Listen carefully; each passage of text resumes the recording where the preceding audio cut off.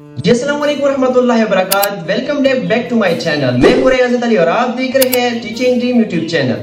जी आज मैं एक मैथ्स के टॉपिक पर बात करना चाहता हूं, वो है ग्रामर रूल्स।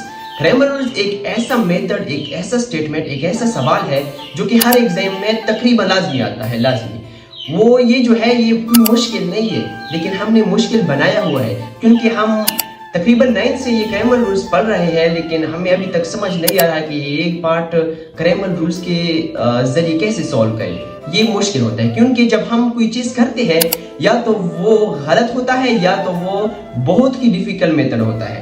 आज ही मैं इस वीडियो में ग्रामर रूल्स को ऐसे तरीके से, ऐसे इजी तरीके से सॉल्व करूंगा कि इंशाल्लाह अगर आप एक बार एक सवाल करें तो आपको कभी आप नहीं भूल पाओगे और आपको एग्जाम में कभी मुश्किल नहीं आएगा।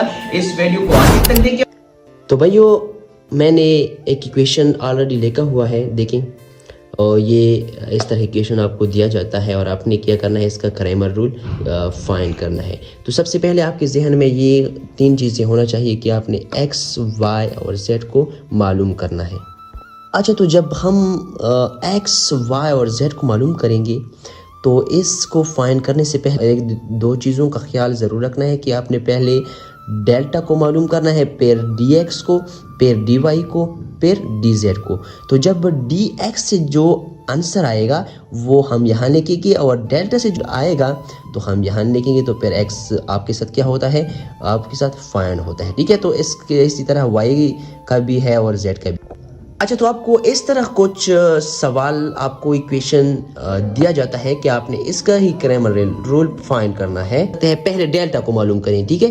तो डेल्टा को मालूम करने के लिए क्या करना है, आपने जो इक्वेशन आपको दिया गया हो तो उससे आपने कोफिशिएंट लेने हैं। तो कोफिशिएंट लेने के बाद आपने क्या करना है, इसका डिटर्मिनेंट फाइंड करना है, ठीक है। तो जैसा कि हम जानते हैं कि ये प्लस होता है, ये माइनस, ये प्लस। तो हम पहले क्या मालूम करते हैं, जब डेल्टा को हम मालूम करेंगे तो उससे इक्वेशन बनेगी और डिटर्मिनेंट आपने फाइंड करना है, ठीक है। तो अब सबसे पहले तो फर्स्ट रो को हम फर्स्ट कॉलम को ही लेंगे। तो यहाँ पे 1 हो गया, ये प्लस है तो 1। यहाँ पे आपने क्या करना है कि शायद आपको ये पता भी हो कि कैसे इसको फाइंड करना है। ये रो भी छोड़ना है और ये कॉलम छोड़ना है। तो जो बाकी 4 एलिमेंट्स रहते हैं उसने आपने क्या करना है, लेना है। तो हमारे पास क्या है, 3 1 2 3 ये रह गए और हमने लिख लिए, ठीक है। तो उसके बाद 1 के बाद फिर 1 आएगा, लेकिन -1 आएगा, ठीक है। क्या कर आएगा, -1। तो इसी तरह इसका भी लेना है कि ये कॉलम छोड़ो और ये रो छोड़ो। तो 2 1 2 1 1 3 1 3 इसका इस तरह करना है। फिर 1 के बाद फिर 1 आएगा तो +1 है, तो +1 और इसका भी आपने क्या करना है, ये कॉलम छोड़ना है, ये रो छोड़ना है। तो 2 3 1 2 2 3 1 2। तो आपने इस तरह लिखना है। फिर क्या करना है, आपने सिंपल ज़रब है वो करना है कि 1 ब्रैकेट 3 3 9 और माइनस, यहाँ पे माइनस आता है, ठीक है। 2 एकम 2। इस तरह आपने क्या करना है कि इस तरह बाकी करना है कि -1 3 दूनी 6 -1 एकम 1 +1 2 दूनी 4 -3 एकम 3। तो सिंपली आपने सिंप्लीफाई करना है, ठीक है। तो 9 - 2 7 1 6 - 1 5 +1 4 - 3 वो क्या आएगा, 1 आएगा। तो बस सिंपली 7 1 ज़र 7 प्लस माइनस -5 ज़र 5 1 ज़र 5 +1 1 ज़र 1 इज इक्वल्स टू 7 - 5 2 2 + 1 3। तो इसका क्या आएगा, 3 आंसर आएगा। तो इसी तरह आपने क्या करना है कि यहाँ पे हम क्या करते हैं, dx को मालूम करते हैं क्योंकि हमने डेल्टा को मालूम किया। तो क्या होता है कि डेल्टा x जब मालूम करते हैं तो देखो, इस रो के बजाय मैंने ये लेके है, यानी 1 to 1 के बजाय हमने 6 13 13 लेके है। क्यों लेके है, क्योंकि जब सवाल में दिया गया है कि 6 13 13, ये जब हम dx को मालूम करते हैं तो ये जो रो है ना, ये 6 13 13 को कॉलम में तब्दील करके हमने क्या करते हैं, कॉलम यहाँ पे जो फर्स्ट कॉलम है उसको हटाना है और ये लिखना है कि 6 13 13।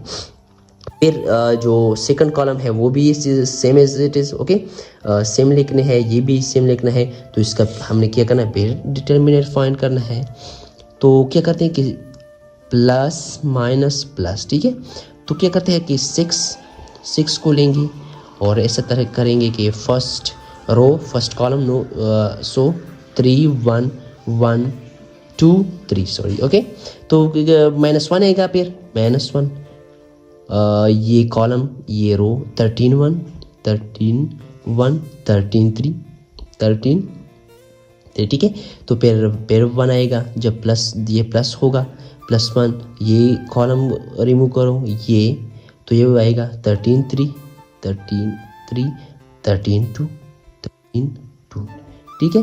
तो इसी तरह आपने क्या करना है, सिंप्लीफाई करना है कि 6 3 3 jar 9 -2 1 jar 2 -1 13 3 jar 39 -31 13 1 jar 13 +1 13 2 jar 26 -13 3 ये 26 है, ठीक है।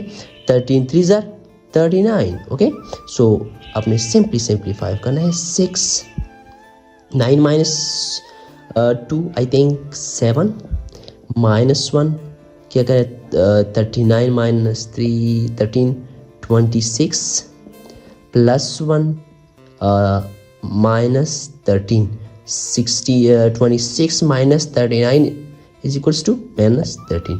तो क्या करें, 6 7 जार 40, सच की 42 plus minus 26 plus minus 13, okay. तो इस तरह है, इसका क्या करना है आपने।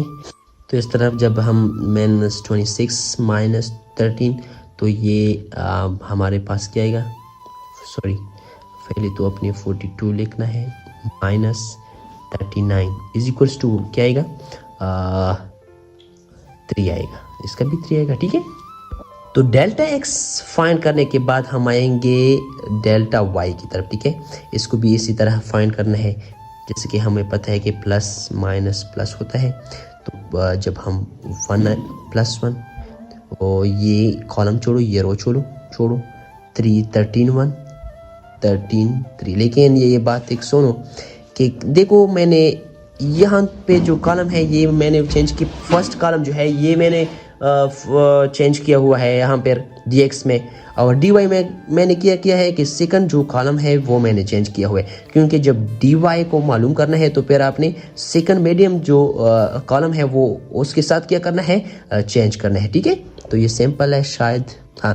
तो इसके बाद -6, ये कॉलम छोड़ो ये रो छोड़ो 2 1 1 3, ये इजी है, +1, जब +1 क्या आएगा, ये कॉलम छोड़ो ये रो छोड़ो 2 13 और 2 13 सॉरी 1 13, ठीक है। तो सिंप्लीफाई करो, 1 13 39 -13, ये तो कर सकती हूँ ना, ये तो इजी है, मैं बस जल्दी करता हूँ।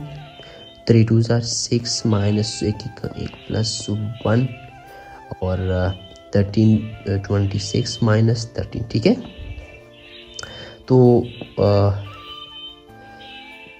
तरह करना है कि 39 -13 इज इक्वल टू 26 और -6 6 -1 5 +1 16 -13, तो ऐसे आएगा 13, ठीक है। तो 26 एक 1 जार 26 प्लस माइनस 6 5 30 +13, ठीक है। तो इस तरह आपने क्या करना है, -4 +13 वट 9 आंसर, ठीक है। अच्छा, तो dy को मालूम करने के बाद हम dz को मालूम करेंगे, ठीक है। तो ऐसा ही वैसा ही मेथड है जैसे हमने पहले किया। तो हम 1 को लेंगे तो फर्स्ट रो फर्स्ट कॉलम को छोड़ेंगे 313 और 213, ठीक है। तो -1 फिर अगला -1 है, तो ये कॉलम ये रो 213 113, ठीक है। 213 एंड 113, ठीक है। तो प्लस 6 जो है ये कॉलम ये कॉलम ये रो 2 3 1 2 2 3 और 1 2, ठीक है। तो बस सिंपल आपने सिंप्लीफाई करना है। 13 3 39 माइनस 30 26 माइनस 1 13 2 ज़ार 26 माइनस 3 13 1 ज़ार 13 प्लस 6 2 2 ज़ार 4 माइनस 3 1 ज़ार 3, ठीक है। 4 माइनस 3, ठीक है। तो इस तरह आपने बस मैंने 39 माइनस 26 13 आएगा, -1 26 माइनस 13 तो ये इसका भी 13 आएगा, प्लस 6 ये 6 है, ठीक है। 4 माइनस 3 व्हाट आएगा, क्या आएगा 1 आएगा, ठीक है। तो इस तरह आपने क्या है 13 माइनस 13 प्लस 6, ठीक है। तो 13 माइनस 13 0, तो इज इक्वल टू 6, ठीक है। तो DZ को मालूम करने के लिए हमें मैंने आपको पहले बताया था कि 3 चीज़ों का ख्याल रखना है, 4 चीज़ों का। पहले आपने डेल्टा को मालूम करना है, डेल्टा को हमने मालूम किया। फिर DX को मालूम करना है, DX को मालूम किया। DY को भी, DZ को भी। अब रिज़ल्ट का वक्त आ गया है, तो यहाँ पे हम रिज़ल्ट पे आ चुके हैं। तो ये x लिखो, ये हमने लिखा है कि dx delta, dy delta, dz delta, ये हमने मालूम कर लिए हैं। तो dx जो हमारे पास था वो dx क्या था हमारे पास 3 था, और जो डेल्टा था वो भी 3 था, और y is equals to dy हमारे पास क्या था 9 था, और डेल्टा हमारे पास क्या था 3 था। तो z जो हमारे पास है z dz क्या आ गया था 6 आ गया था, और डेल्टा हमारे पास तो 3 है, ठीक है। तो इसको कट भी कर सकते हैं, ठीक है। तो